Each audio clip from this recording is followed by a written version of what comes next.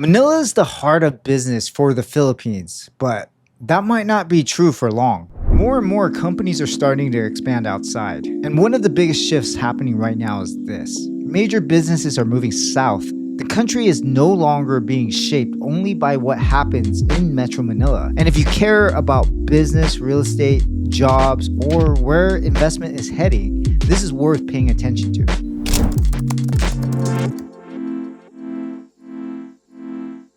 For a long time, the model was simple. If you wanted to build a serious business, you built it in Metro Manila. The infrastructure, the money, the population, everything was here. And for many years, that made sense. But the problem is, Metro Manila has become too concentrated. It's only about 0.2% of the country's landmass, yet it produces about 1/3 of the country's total GDP output. The NCR is the most densely populated region in the Philippines with over 21,000 people per square kilometer. That makes the traffic one of the worst in the world. Drivers spent an average of 25 minutes to travel just 10 kilometers. Land and housing has become very expensive. In 2024, the median home price was about 25 times the median annual household income, making it one of the least affordable cities in Asia for local residents. For workers, it means more stress, longer commutes, and less affordable housing, and just overall a lower quality of life. And for companies,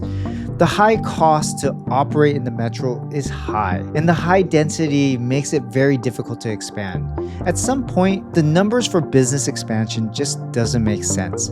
The only reasonable solution will be to expand outside Metro Manila. So if it doesn't make sense here, then where? And this is where places like Laguna and Patongas come in.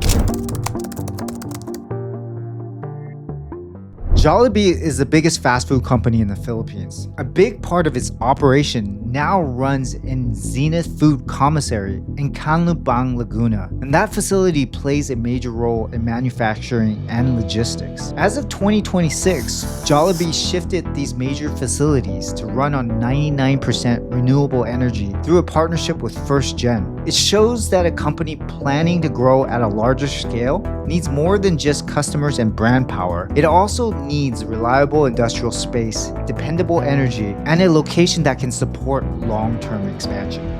Fast Logistics is one of the biggest logistic companies in the Philippines. They recently launched a major cross-dock facility in Laguna. For years, companies relied on direct-to-store deliveries. That meant pushing cargo trucks through heavy traffic while trying to meet strict delivery times. But that system is becoming too inefficient and costly, and that's why they created a cross-dock facility for South Luzon. Instead of passing through Metro Manila, goods are sorted outside the city first, then delivered to store. FlyAce is one of the most established FMCG companies in the Philippines. They're behind familiar grocery brands like Jolly, Doña Elena, and Good Life. For decades, their base was in Pasay when Manila was this main center for imports, distribution, and business activity. But that model is becoming harder to sustain. In March 2026, FlyAce signed a deal to build a 7-hectare integrated manufacturing and logistics hub in Patongas. Instead of staying heavily dependent on imports and Manila's congested ports, the company is moving towards localized production and more efficient logistics setup.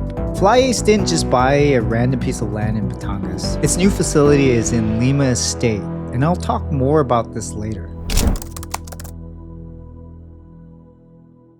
So why are the companies moving south? There are 4 main reasons. The first reason is logistics. Moving goods through Manila is slow, expensive, and unpredictable. Metro Manila reimposed a cargo truck restriction on September 2015 under MMDA Regulation number 3-2015. Under this rule, cargo trucks are generally banned in Manila from 6 a.m. to 10 a.m. and 5 p.m. to 10 p.m. every day except Sundays and holidays. These truck restrictions during the day makes large-scale distribution even harder. So instead of fighting through congestion, many companies are rerouting towards the south and using road networks that connect more directly to the port of Patongas. That gives them a more efficient way to move cargo. The second reason is infrastructure. Many businesses can no longer afford to depend on aging public utilities in the capital. power interruptions and water issues create a real operating risk. By moving into privately managed estates in the south, companies can get more reliable utilities and better control over daily operations. The third reason is government incentives. The government is helping to push these investments into areas like CALABARZON through PEZA, through incentives like tax holidays and other benefits that make large projects more attractive. Lima Estate is an example of this. It reduces the cost of expansion and gives companies more reason to build outside Metro Manila. The fourth reason is space. Metro Manila's landmass is already built out with few vacant lots. But in the south, companies can secure the kind of land they actually need for long-term growth. That means bigger sites, more room to expand, and more flexibility for manufacturing, warehousing, and logistics. So when you put it all together, the south offers room to scale.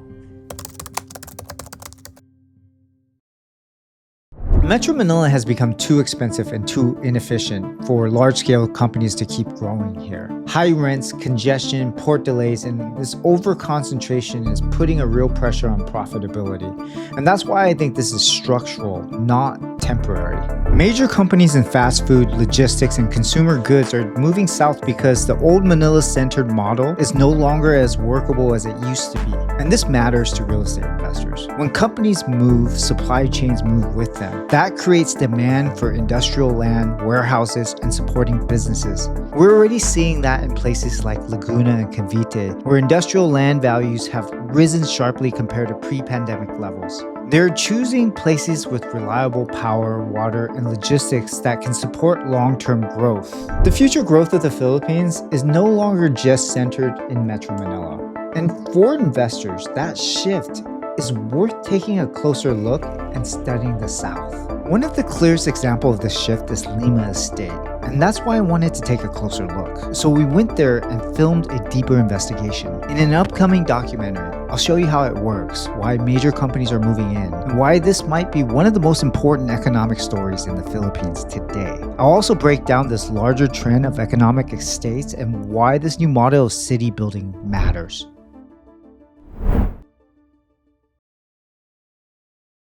If you like this type of video, make sure you like and subscribe. And make sure you hit that notification button because we're planning to release a more in-depth video documentary on this type of topic. And that's it for today, guys. I'll see you in the next one.